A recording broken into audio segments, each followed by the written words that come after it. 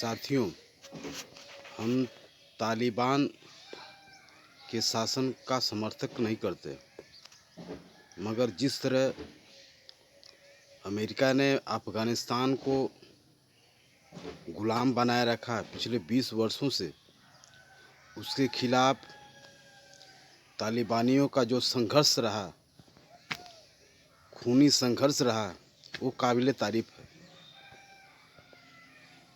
वह दौर ख़त्म हो चुका है कि कोई देश, अमेरिका, इंग्लैंड, जर्मनी, जापान जैसे देश दूसरे देशों पर कब्जा करे, जैसे कि अफ़गानिस्तान पे किया। जैसा कि 250-300 साल तक इंग्लैंड ने भारत पर शासन किया। साथियों, अफ़गानिस्तान जो तालिबान के नियंत्रण निर्देशन में रूस के खिलाफ में संघर्ष किया, एक समय इंग्लैंड भी अफ़गानिस्तान पर शासन किया, अफ़गानिस्तान को गुलाम बनाकर रखा। अफ़गानियों ने अपने स्वतंत्रता प्रेमी होने का सबूत दिया इंग्लैंड के खिलाफ, रूस के खिलाफ, अमेरिका के खिलाफ। तो साथियों, आज उन्हीं अफ़गानियों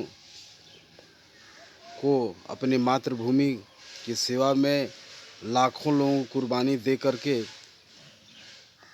अमेरिका से आज़ादी प्राप्त की है, ये काबिल तारीफ़ है।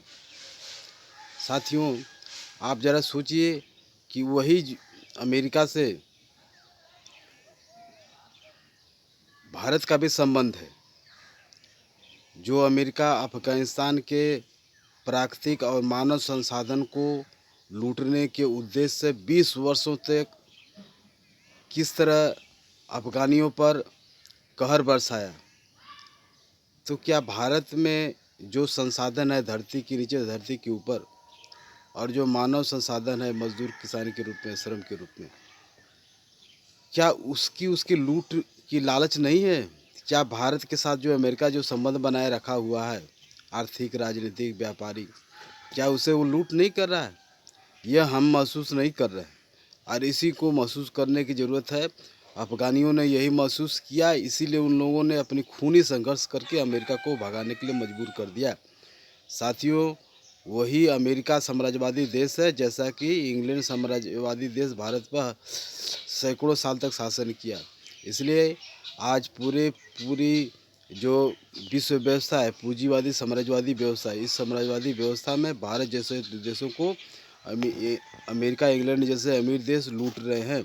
इसलिए जो पूंजीवादी साम्राज्यवादी लूट के खिलाफ में, अमेरिका के खिलाफ में जो यहाँ निजीकरण, उदारीकरण, विश्वीकरण चालू किया गया है, उसके विरोध में आम जनता को खड़ा होने पड़ेगा।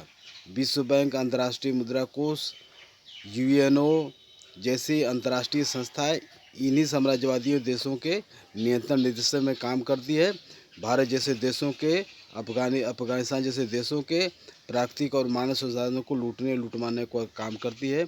इसलिए हमारा जो कर्तव्य बनता है, जो आज देशभक्ति की बात करते हैं, राष्ट्रवाद की बात करते हैं, इन साम्राज्यवादियों के खिलाफ में एकजुट होकर संघर्ष करने की ज़रूरत है।